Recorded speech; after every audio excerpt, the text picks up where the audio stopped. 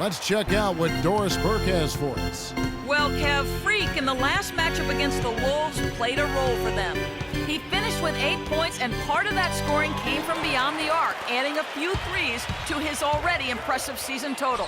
He really was the second unit for his team in a great performance, guys. All right, thank you as always, Doris. And another special game from a player that we know is incredibly capable for this team. Yeah, and he proved his value again in that last game. I mean, he's a cog in their machine, no doubt. Yeah, and they're going to need a few other players to lend a bigger hand today.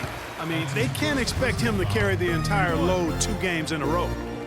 And now we'll get perspective here on how the hustle game has been going for the Pistons. They've come out in attack mode on the defensive end. They've applied pressure and forcing turnovers. Something else they've done right so far from the get-go tonight is run. I mean, so much of their offense has come off the fast break. They're forcing the ball inside, and it's working beautifully. It really is. 5 out of 6 of their last field goals have come from the paint. And guys, Andre Drummond has made quite an impression in the early stages of his career. Clark, you were just talking about that. Greg, I don't think anyone felt he would have such an impact. Yeah, I mean, he's already a mountain of a man among boys. I mean, hard to believe when you look at this guy out there. He's only 22 years old. Get open. 2 minutes now played in the second quarter. To the paint, here's Allen. Terrific assist, a nice finish. Solid play all around. Going back to Andre Drummond, some say there aren't any true centers entering the NBA these days. But I look at Andre, I look at DeMarcus Cousins, Joel Embiid, Karl Anthony Towns, and I think to myself, what are these people talking about? Morris with a screen on Hill. It's Morris atop the key. The shot misses, and Indiana will come the other way. They put up a nice win against the Bucks the last time out. You know, they played well enough to win, but to be honest with you, I just felt like their opponent's defensive performance was shaky at best. Yeah, I'd go along with that, Greg. I mean, the game wasn't handed to them, but they definitely didn't have to work as hard for it as they should have. And Miles kicks to Hill. Goes back up. Allen's shot is off. Pistons leading by 14.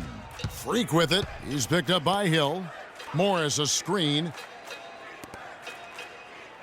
Drummond sets the screen for Jackson. Down low. Shot off the pick. And the shot is good, dropping in off the front of the rim.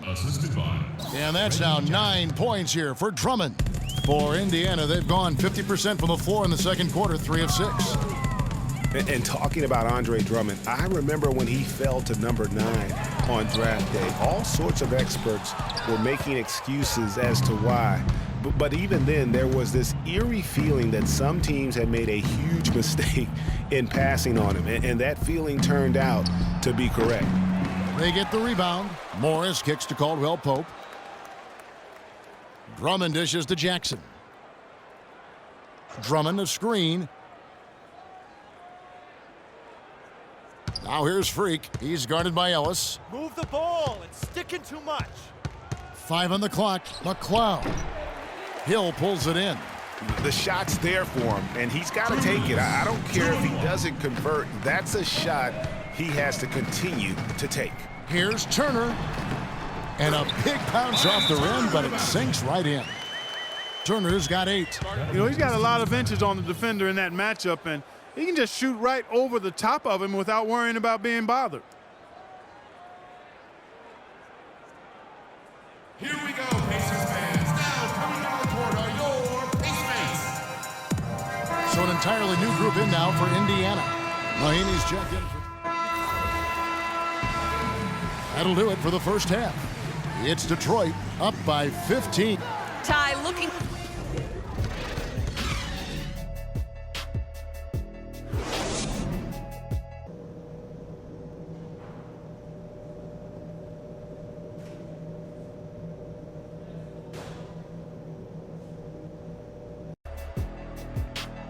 Well, we're getting back to the action now. It's been a one-team show so far. South Indiana making a change here. Miles is checked in. Freak's checked in for the Pistons.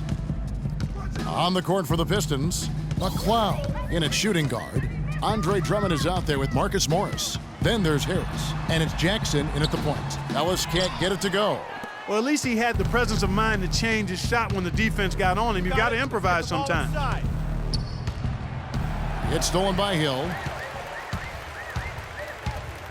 Here's Miles. And the officials whistle a foul on the shot.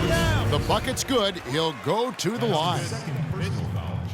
And for C.J. Miles, he sure can string together a long line of threes under the league with a nice jump shot that has now become deadly. Yeah, he doesn't get to the free throw line much, and he's not really much of a playmaker, but he's 3D in color. HD 3D. And that one's good. Freak. Just over 2.5 minutes gone by here in the second half. Hill kicks to Ellis. And it's Freak with the rebound. Physically, there's no doubt they've been the stronger team. That plus 10 rebound advantage tells you all you need to know. Yeah, not to mention what it says on the scoreboard. They're really pushing them around. Straight bully ball. And Turner with the block. Ellis the pass to Hill. The feed to Miles. Ellis wide open. The top of the key jumper is on the mark. Ellis has got 8 points. You know, he's knocking down his shots today, but it hasn't really translated to the scoreboard yet. Drummond with a screen on Hill. It's Jackson with the drive. And the wide open shot from Morris. That's short off the rim. Pacers trail by 19. Hill with it. Guarded now by Jackson. Offline from the top of the key. Not sure what the D was doing there. Clearly a breakdown. You can ill afford to give a guy like him that good a look. Here's McLeod. Pacers with the rebound. Turner's got 4 rebounds now tonight. Here's Ellis. Some solid defense from McLeod. His touch has disappeared on him this quarter. He just hasn't been able to get it going. In the corner, it's Harris. Fires from 14, the offensive rebound. And it's Drummond with the jam. And guys, that's his game. I mean, battling in the paint and cashing in on those second chance opportunities. And Greg cashing in hard. I mean, man, oh man, he puts an exclamation point on that dunk. Yes. Guys, that's the only way he knows how to do it. Soft, I don't even think is in his vocabulary. And now, let's hear it for your Pacers. All right, let's go over to the sideline with Doris Burke. In the break, guys, I listened in on Stan Van Gundy's huddle. He told Harris that he wants their offense to run through him. Coach has a lot of faith in him offensively and let his players know it, insisting that he be at the forefront of what they do at that end of the court from here on out. Perhaps the rest of the second half will look different after those adjustments, Kevin. And thank you for that, Doris. The dish to Tolliver. And it's Harris off the drive. Here's Baines. And he wills that one in, sinking right through off the back iron. And what's your take, guys, on the hustle stats for the Pistons? Their defense has been outstanding, closing out on shots and blocking a few as well. Another part of their game that's made a difference tonight is all the second chance points they've been able to get. Hill. No luck. Now the Pistons take it the other way. They're coming off that win against Minnesota. And we've talked about how in the NBA you've got to earn your points the hard way, and that really wasn't the case in that game for them. No, there was no hard way about it. I mean, they got their points easily on dunks and layups against the defense that really didn't offer much of a fight. Ellis, that's good. Ellis has got 10. Detroit leading by 21. There's 37 seconds left in the third quarter of the game. On the wing, Harris. And he gets the bucket. Harris has got 5 points now in the quarter. And at the offensive end, he's done about as much as they could have hoped for today. Ellis outside.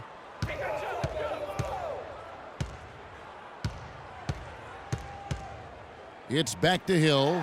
And 2 free throws coming up as he misses that one. Drawing the whistle and a lot of contact there.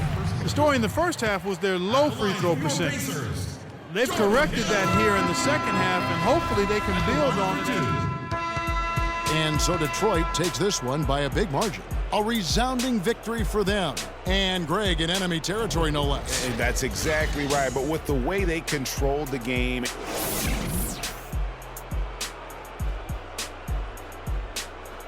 The 2K Sports postgame show.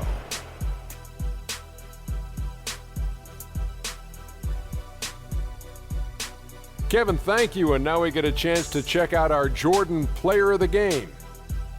He put up a new season high tonight, and if he keeps shooting like he did tonight before the season's over, he might top it. A big key to his team's victory here. He was dead on from the field. And folks, that's it for us. Thank you for tuning in. Always a pleasure.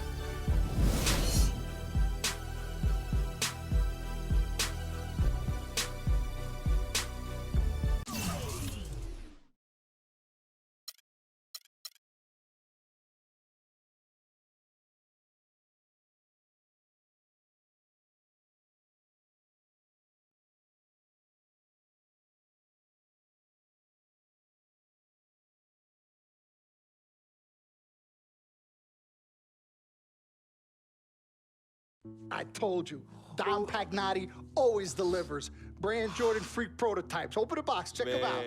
Ooh, it's like Christmas and my birthday on the same day. Oh, Dom. You love them? I love them. Hey, they're waiting for your approval for production. Approved. Approved? Approved. Done. I'll make the call. In Pagnotti we trust. I told you you'd love them. Man. Hey, I'm gonna have you playing in those in 30 days or less. Oh, money. Oh, man. Freaking and vibing. Freaking and vibing.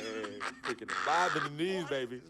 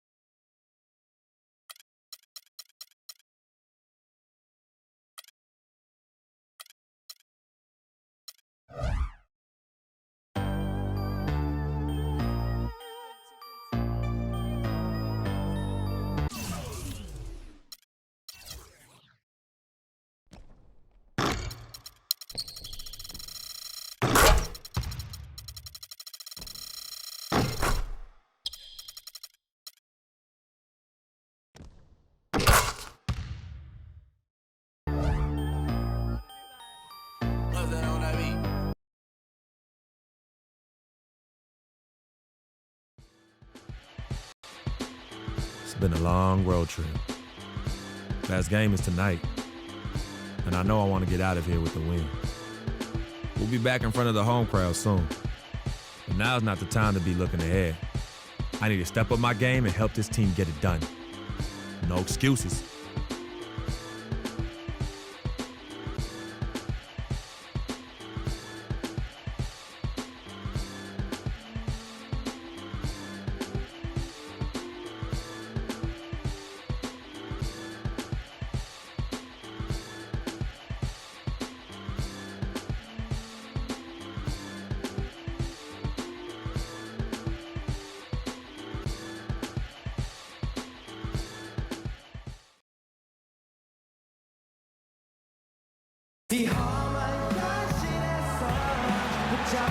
We're in Salt Lake City, Utah, where the Jazz are looking to take one from an Eastern Conference opponent here at the Energy Solutions Arena. Well, what better way to spend a Monday night than with the 2K Sports team and the NBA? Welcome, everyone. This is Kevin Harlan, and here with me tonight, entirely new group here. Jeff Withey, he's checked in for Rudy Gobert. Trevor Booker comes in for Derek Favors. Alec Burks checked in for Rodney Hood, and Trey Burke subbed in for Shelvin Mack.